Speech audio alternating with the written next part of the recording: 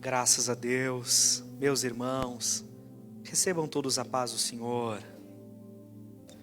É motivo de grande alegria poder adorar a Deus com os irmãos nesta oportunidade. Você que trouxe seu exemplar bíblico, abra-o comigo, por favor.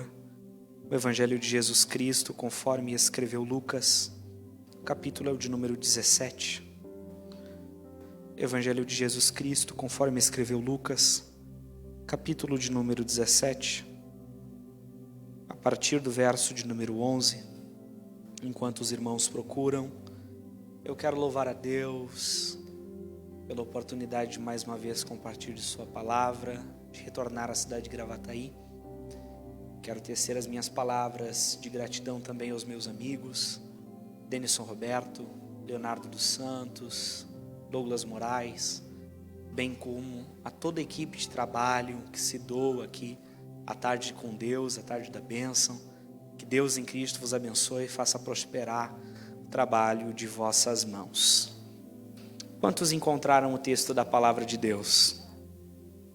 E aconteceu que, indo ele para Jerusalém, passou pelo meio de Samaria e da Galileia. E entrando ele em uma certa aldeia, saíram-lhe ao encontro 10 homens leprosos, os quais ficaram parados de longe. E eles levantaram sua voz, dizendo: Jesus, mestre, tem misericórdia de nós. E ele, vendo-os, disse-lhes: Ide e mostrai-vos aos sacerdotes. E aconteceu que, enquanto iam, eles foram purificados. E aconteceu que, enquanto iam, eles foram purificados. Curve a sua cabeça um instante. Senhor, eu sou completamente dependente de Ti nesta hora. Eu oro para que Tu tenhas a primazia aqui, que a minha condição humana, Senhor, em nada atrapalhe o Teu ministrar. Senhor, à medida que eu exponho a Tua palavra, se estiver no Teu coração, então cura, liberta, salva, renova, batiza no Teu Espírito. Tão somente, Senhor, que esta casa seja envolvida pela presença e pela glória do Senhor. Fica conosco, Jesus. Fala conosco, Jesus. Amém. Tome seu assento, por favor, adorando a Deus. Deixo a minha saudação também ao vosso pastor presidente, pastor Paulo Roberto Pereira, o pastor Jaime também. Que Deus em Cristo siga os abençoando. Queridos, o evangelho escrito por Lucas tem algumas peculiaridades, algumas particularidades. Nós temos um único evangelho, uma única boa notícia de salvação que nos é apresentada, que nos é relatada sob 4 perspectivas, por 4 evangelistas, a saber, Mateus, Marcos, Lucas e João. Se nós nos reuníssemos aqui nesta tarde para assistirmos um filme e não para cultuarmos, e no findar deste filme cada um de nós tivesse a responsabilidade de falar sobre o que viu, certamente cada um de nós apresentaria um relato com pontos de vistas específicos, com pontos a serem destacados de forma muito peculiar, muito particular. Assim o é no texto bíblico. Cada um dos evangelistas escreveu um relato que tem os seus próprios pontos de destaques. Pois bem, o evangelho escrito por Lucas é o evangelho das parábolas. O evangelho escrito por Lucas é o evangelho do homem perfeito. Ele explora a humanidade de Jesus. O evangelho escrito por Lucas também é o evangelho do Espírito Santo. O evangelho escrito por Lucas é o evangelho da oração. E se tem Espírito Santo, tem oração. Vou repetir isso para você gravar no seu coração. O evangelho escrito por Lucas é o evangelho do Espírito Santo e é o evangelho da oração. E se tem Espírito Santo, tem oração. O evangelho escrito por Lucas é o evangelho da restauração. É o evangelho da inclusão. Só deve lembrar do capítulo de número 15 da narrativa de Lucas, No capítulo de número 15, nós encontramos 4 perdidos. Uma ovelha perdida, uma dracma perdida e 2 filhos perdidos. E se por um lado nós poderíamos chamar o capítulo 15 da narrativa de Lucas de capítulo dos perdidos, por outro lado nós poderíamos chamá-lo de capítulo da restauração. Porque onde quer que exista um perdido, existe um Deus disposto a restaurá-lo. A Bíblia diz que se o justo cair 7 vezes, 8 vezes, Deus o colocará de pé. O evangelho escrito por Lucas é o evangelho da restauração. Me permita abrir um parênteses para introduzir a mensagem desta tarde, falando um pouco sobre os nossos dias. A minha geração, eu sou bem jovem, parece que eu tenho 30 anos, mas eu tenho só 23. Não ri que Jesus te pega na curva. Eu tenho 23 anos e a minha geração é chamada de geração fast food. A geração do pague leve. A geração do instantâneo. Tudo para a minha geração é muito rápido. Tudo para a minha geração é prático. Tudo nos meus dias precisa acontecer da forma mais dinâmica possível. Quando a minha geração é chamada de geração fast food, isto fala sobre a mentalidade do instantâneo. Nós buscamos o que é rápido, nós buscamos o que é prático, nós buscamos aquilo que é dinâmico. Quantos têm celular? WhatsApp. WhatsApp é uma bênção, né? Aleluia ou não aleluia? O WhatsApp é uma bênção, porque ele nos oferece a possibilidade de mantermos contato com pessoas que estão longe de nós.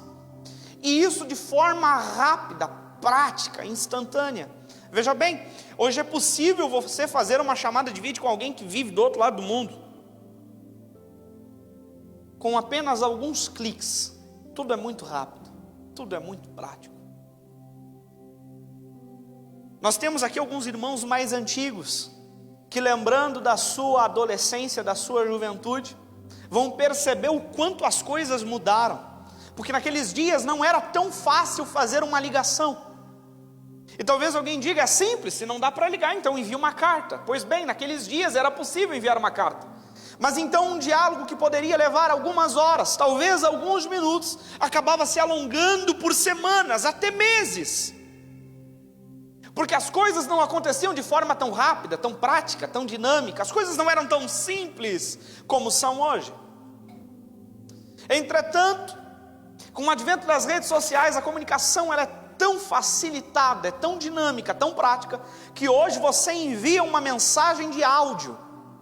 E o WhatsApp, que por si só já é uma bênção, receber uma atualização e o negócio ficou ainda melhor. Porque agora aquele amigo que envia um áudio de 5 minutos palestrando para você, não precisa mais ser aturado. Você aperta o botãozinho ali e o áudio dele é reproduzido em alta velocidade. Você ouve tudo mais rápido. Nós buscamos o tempo todo aquilo que é fácil, prático, dinâmico, até de forma excessiva. E isto não é necessariamente bom. Também não é necessariamente ruim. Entretanto, todas as vezes que nós tentamos levar essa mentalidade do instantâneo, essa mentalidade do que é rápido demais, dinâmico demais, prático demais, para a vida com Deus, nós encontramos um problema. Porque na vida cristã as coisas mais importantes não acontecem de forma instantânea. As coisas mais importantes da vida cristã acontecem de forma progressiva, no tempo, com tempo, no tempo, com tempo, no tempo, com tempo. As coisas mais importantes da vida com Deus não acontecem em um estalar de dedos, em um piscar de olhos. Elas acontecem de forma progressiva, crescente, no tempo e com o tempo. Pois bem, diante desta verdade, muitos se frustram e chegam até a abandonar a fé. O texto que ora lemos nos apresenta uma ilustração perfeita e cheia de conselhos bíblicos para lidarmos com esta dinâmica que a vida cristã nos propõe. O texto que lemos nos apresenta um momento da biografia de Jesus em que ele passava pelas regiões de Samaria e da Galileia. E então Jesus entrou em uma aldeia cujo nome não é revelado. Então Jesus foi visto, repita comigo, Jesus foi visto. Só mais uma vez, bem forte, Jesus foi visto. Pois bem, Jesus foi visto por um grupo de 10 homens. Quantos homens? 10 homens. A Bíblia diz que estes 10 homens não eram homens comuns, não eram homens normais. A Bíblia diz que eram 10 homens leprosos. Eu preciso que você entenda algo aqui nessa tarde. Esta informação é importante demais para a compreensão do texto. Se assim não fosse, o escritor diria apenas que Jesus foi visto por 10 homens. Isso significa dizer que o fato de estes 10 homens serem leprosos faz toda a diferença no processo de interpretação do texto. Guarde essa informação. Jesus foi visto por estes 10 homens. E a Bíblia diz que estes 10 homens passaram a gritar por Jesus. Eles passaram a clamar por Jesus. Eles gritavam e clamavam dizendo: Jesus, Mestre, tem misericórdia de nós. Jesus, Mestre, tem misericórdia de nós. Este é o grito de alguém que se vê desamparado. Esse é o grito de alguém que precisa de socorro. Este é o grito de alguém que precisa de ajuda. Eles gritam por socorro, mas há um detalhe interessante. A Bíblia não diz que estes 10 homens correram a Jesus e o puxaram pelo manto, como outras pessoas fizeram. Quantos lembram da mulher do fluxo de sangue? Pois ela dizia consigo mesma: pois se eu tocar na orla do manto dele, eu serei curada. Eles não correram a Jesus, não apertaram a Jesus, não chacoalharam a Jesus, como outros tantos fizeram. Veja bem, no mesmo texto de Marcos capítulo 5, em que nós encontramos a história da mulher do fluxo de sangue, a Bíblia diz que, quando ela tocou na orla do manto de Jesus, Jesus fez uma pergunta, e a pergunta que Jesus fez foi a seguinte: quem me tocou? Os discípulos, analisando a situação, ficaram pensando: como assim quem te tocou? Todo mundo te toca. E Jesus disse: não, todo mundo me aperta. Vou de novo. A Bíblia diz que a multidão o apertava e oprimia. Os discípulos olham para Jesus e afirmam: todo mundo te toca. Não, todo mundo me aperta. Eu acredito que nessa tarde ninguém veio apertar a Jesus, veio tocar no coração de Jesus. Certo é que é interessante essa informação. Os 10 homens leprosos que gritam por socorro não tocam na orla do seu manto, não o apertam, não oprimem, não o chacoalham, porque na verdade eles não se aproximam de Jesus. O texto diz: e gritaram ao longe. Repita comigo: gritaram ao longe.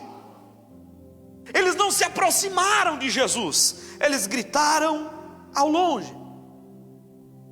Deixe-me lhe dizer uma coisa: todas as vezes que alguém decide manter um diálogo com você à distância, essa pessoa corre um risco. Qual? O risco de não ser ouvido.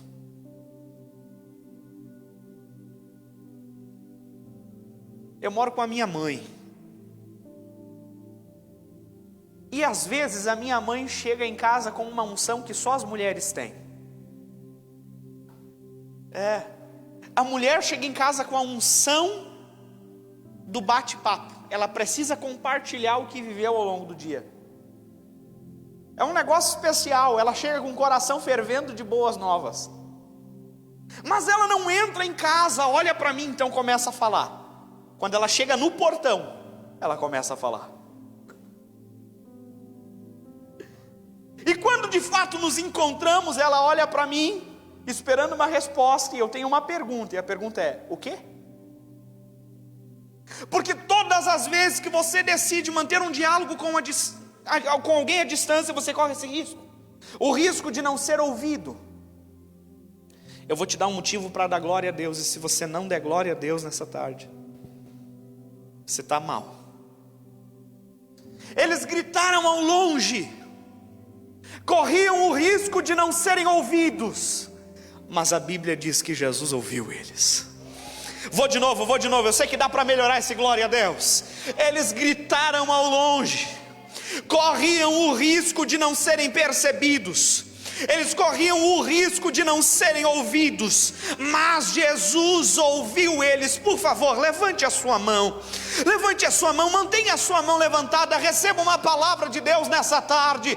Eu não sei o quão distante de Deus você entrou aqui hoje, eu não sei o quão distante do céu você tem vivido, mas eu tenho uma palavra. Deus está dizendo: eu te ouço, eu te ouço, eu te ouço, eu te ouço. Deus ouve você.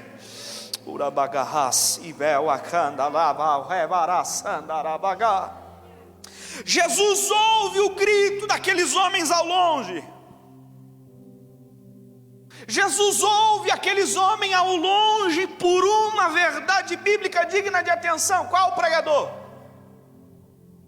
A Bíblia diz que eles gritaram ao longe, mas ouça isso: eles não se aproximaram de Jesus, não porque não queriam, eles não se aproximaram de Jesus porque não podiam. A Bíblia diz que eles eram leprosos. Os leprosos viviam excluídos da sociedade. Os leprosos não podiam estudar. Os leprosos não podiam entrar na sinagoga. Os leprosos não podiam trabalhar. Os leprosos viviam excluídos, reclusos. E todas as vezes que um leproso fazia a asneira de tentar andar no meio da cidade, todas as vezes que ele era visto, as pessoas começavam a se afastar, porque ninguém queria se aproximar de um leproso. O simples contato com uma pessoa leprosa faria com que a pessoa que o tocou, a pessoa que teve este contato, fosse considerada cerimonialmente impura, tal como o leproso era. Eles não se aproximavam de Jesus, mas não porque não queriam. Eles não se aproximavam de Jesus porque não podiam. Esta é uma boa ilustração para a condição de todos os homens depois do Éden. A Bíblia diz que em Adão todos pecamos, em Adão todos morremos. Adão pecou não apenas como um homem qualquer, mas como representante de toda a humanidade. Paulo explica isso. Paulo diz em Romanos capítulo 3 e verso de número 23: todos pecaram e distantes, separados, longe da glória de Deus estão. Um homem do passado foi muito feliz ao afirmar que o homem é livre para fazer tudo o que deseja, mas não é livre para desejar o que é bom.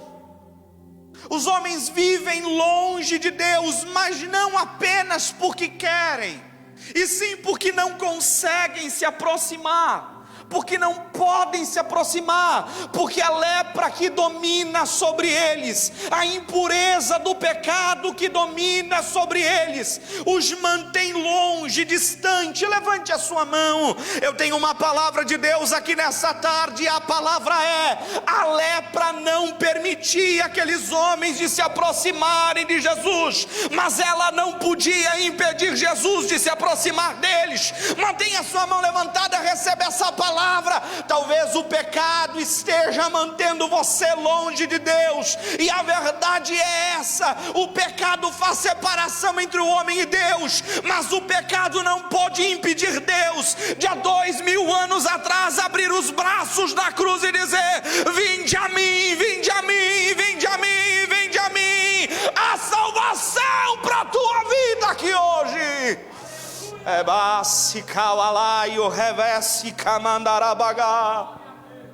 Jesus ouve aqueles homens. Por quê, pregador? Porque a distância entre o homem e Deus nunca foi uma proposta de Deus. Vou repetir isso. Jesus ouviu aqueles homens, porque a distância existente entre eles e Jesus nunca foi uma proposta de Jesus. O profeta Isaías profetizou no capítulo de número 59 do seu livro, dizendo: o ouvido do Senhor não está surdo para que não possa ouvir, a mão do Senhor não está encolhida para que não possa salvar, mas os vossos pecados fazem separação entre vocês e Deus. O profeta estava dizendo: existe uma distância entre vocês e Deus, e ela não é uma proposta de Deus.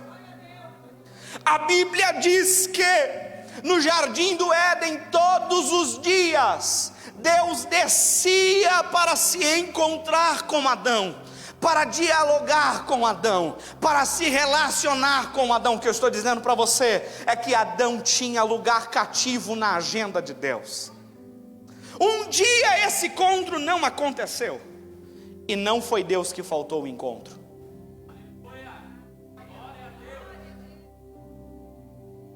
Todos os dias Deus descia no jardim a fim de ter um momento de comunhão com Adão. Um dia esse encontro não aconteceu, e não foi Deus que faltou o encontro. Deus está dizendo: essa distância entre eu e você nunca foi um desejo meu.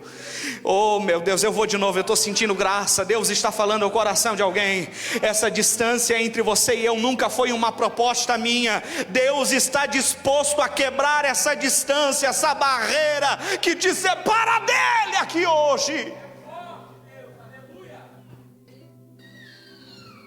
Jesus deu àqueles homens uma palavra. Repita comigo: Jesus deu a eles uma palavra.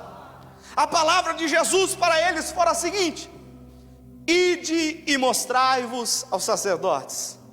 Ide e mostrai-vos aos sacerdotes. Alguém está me ouvindo e está dizendo assim: que barbada. Maravilha. Jesus pediu algo bem simples. Não é tão simples quanto parece. Não é tão fácil quanto parece. Por quê, pregador? Pense comigo. É fácil para você falar das suas fraquezas? É fácil para você falar das suas misérias, das suas dificuldades? É fácil para você tornar público aquilo que de alguma forma poderia torná-lo desprezível diante dos olhares alheios? Nós vivemos na era das mídias. Todos nós fazemos marketing, formados ou não, com certificado ou não, com diploma ou não. Todos nós vamos para as redes sociais e postamos o selfie. Hashtag fui promovido. Chega o domingo, e o churras de domingo é uma bênção, não é? Hashtag churras do domingo. E nós vamos compartilhando nas redes sociais os nossos momentos felizes, os nossos momentos de êxito, de sucesso, de conquista. Eu nunca vi alguém ir para a rede social e postar uma foto assim: hashtag fui demitido. Eu nunca vi alguém correr para a rede social e postar uma foto dizendo: hashtag deu ruim no churras da família, a tia fofoqueira chegou. E na sua família não tem. Esse não é um mau presente em Gravataí. Nós não temos facilidade para expor as nossas dificuldades, mazelas, misérias, fraquezas. A palavra de Jesus para aqueles homens era uma só. Qual? Se exponham. Se exponham. Se exponham. Se exponham. Se exponham. Se exponham. Se exponham. Jesus estava dizendo para aqueles homens: peguem as fraquezas de vocês e apresentem ao sacerdote. Sabe o que Jesus estava dizendo? Levem as fraquezas para o altar. Vou de novo. Jesus estava dizendo: levem as fraquezas para o altar.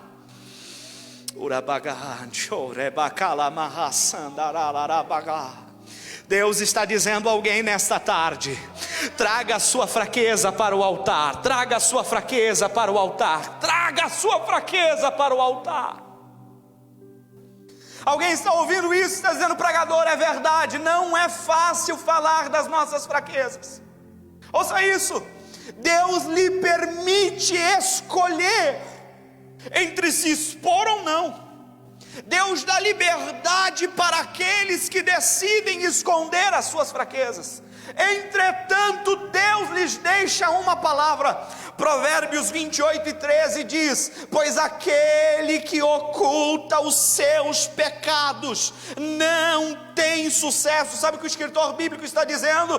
Aqueles que decidem esconder as suas fraquezas paralisam, estagnam, paralisam na vida, não avançam, não andam, não progridem, nada flui. Deus me trouxe aqui para dizer a alguém: você pode escolher esconder as suas fraquezas, mas isso também significa continuar sendo escravo delas.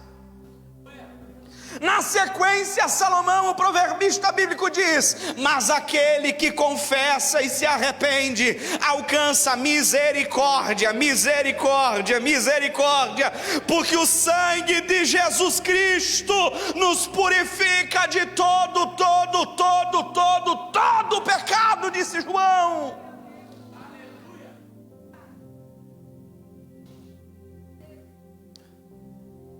Eles receberam de Jesus uma palavra, só que mexe comigo, irmão, porque eles recebem uma palavra de Jesus, e o que acontece, pregador? Nada.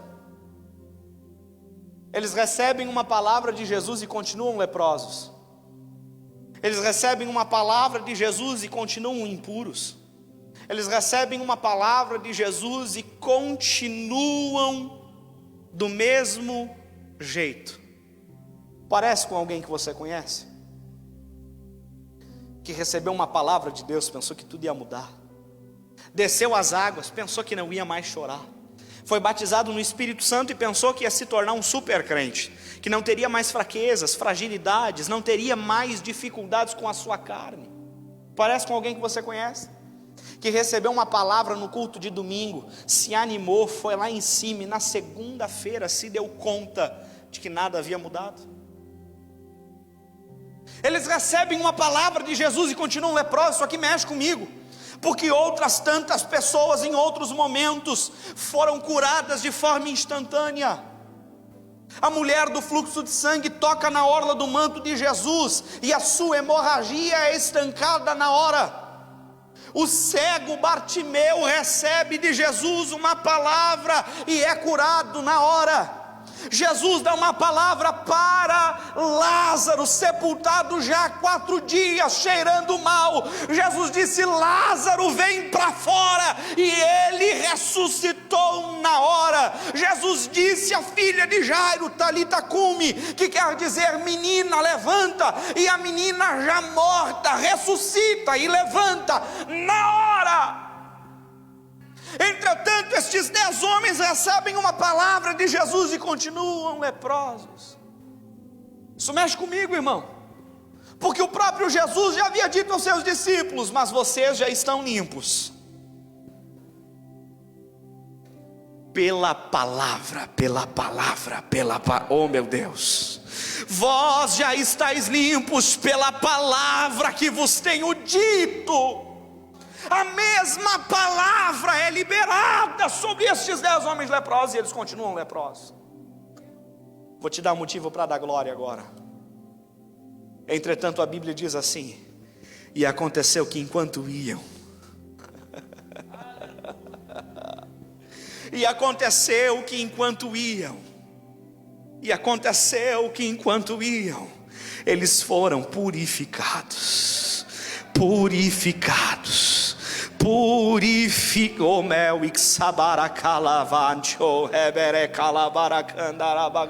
O que eu estou dizendo para você é: aquilo que não aconteceu de forma instantânea, aquilo que não aconteceu num estalar de dedos, aquilo que não aconteceu no receber da palavra, aconteceu no caminho, no caminho, no caminho. Por favor, levante a sua mão, mantenha a sua mão levantada, receba uma palavra.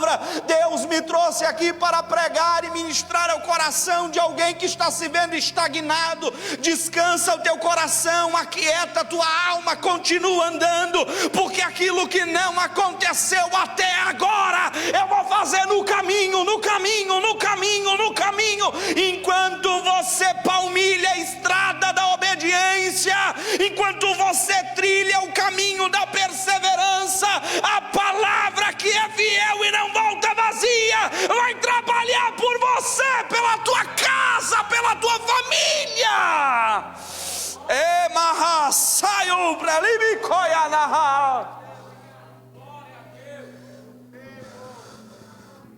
Eu vim pregar para alguém que está estagnado.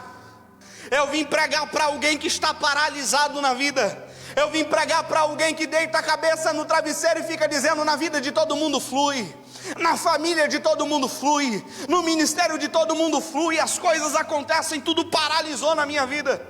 E quando as coisas paralisam, quando nós nos encontramos estagnados, a nossa mente costuma ser bombardeada por muitos pensamentos, por muitas ideias e teses diabólicas. Eu vim pregar para alguém que estagnou e está pensando assim: deve ser assim mesmo. De repente eu estou proibido de ser feliz.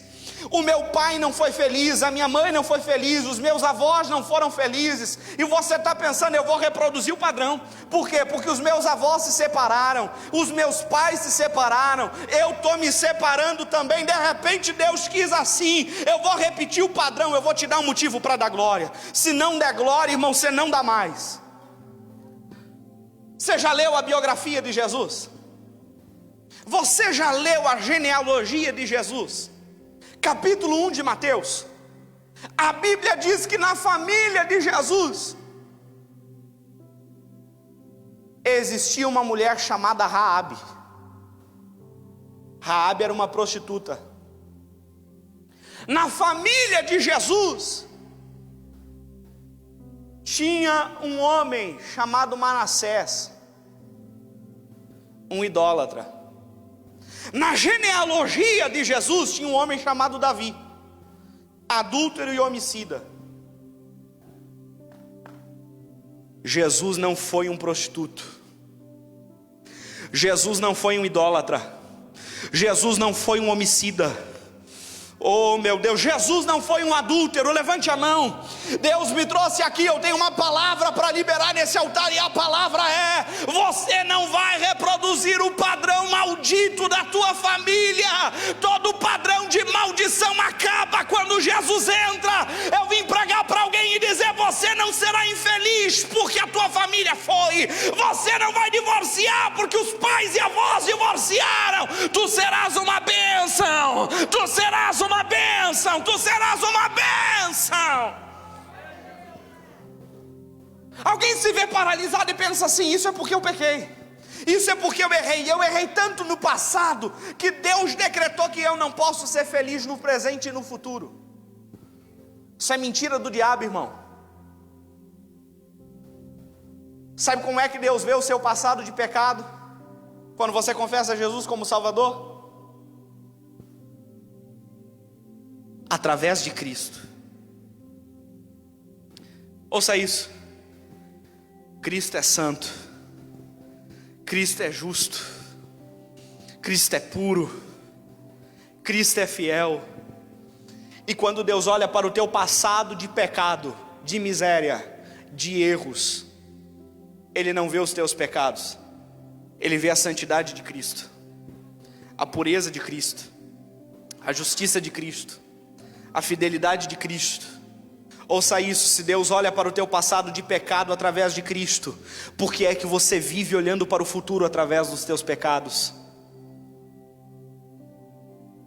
Vou repetir: Se Deus olha para o teu passado de pecado através de Jesus e vê justiça, por que é que você vive olhando para o seu futuro através dos seus pecados e enxergando tragédias? O sangue de Jesus te perdoa, o sangue de Jesus te purifica, o sangue de Jesus te faz livre. Eu vou encerrar em cima dessa palavra. E aconteceu que enquanto iam, eles foram purificados no caminho. As coisas mais importantes da vida cristã não acontecem em um estalar de dedos, elas acontecem no caminho. No caminho a água foi transformada em vinho, no casamento em Caná da Galileia. No caminho Israel viu Deus abrir o mar vermelho. No caminho Daniel viu o leão jejuar. No caminho os rapazes viram o fogo da fornalha perder a sua força. No caminho os discípulos viram Jesus desfazer uma tempestade. No caminho os discípulos viram aquele que foi sepultado ao terceiro dia ressuscitar para a glória de Deus Pai. Mantenha a mão levantada, por favor, enche o pulmão de ar, prepara aquele barulho de glória que o diabo não gosta. Deus está mandando eu dizer aqui nessa casa: aquieta o teu coração. Eu vou fazer no caminho, descansa. Fica de pé. Urabacala sanda yo rebiri calabarasanda. Eu estou sentindo uma autoridade de Deus aqui nessa casa. E prove calasse de prominer que a comine para como nubria canda naravaha. Eu acredito que esse ambiente é um ambiente profético nesta tarde, e Deus está dizendo a alguém: enquanto você caminha, eu trabalho. Enquanto você está caminhando, eu trabalho. Enquanto você é fiel, eu trabalho. Feche os seus olhos, por favor. Você que está em casa, feche os seus olhos. Deus, em nome de Jesus, nós oramos debaixo da autoridade desta palavra, e nós liberamos uma palavra do altar na autoridade do nome de Jesus, pedindo, Senhor, que os milagres aconteçam no caminho, que a providência chegue no caminho, que o amparo seja revelado no caminho. Deus, nós oramos pedindo em nome de Jesus, aquilo que ainda não aconteceu, manifesta em um mover de providência, de socorro, de milagre, de amparo, enquanto os teus filhos caminham, em nome de Jesus. Aleluia. Glória a Deus, aleluia.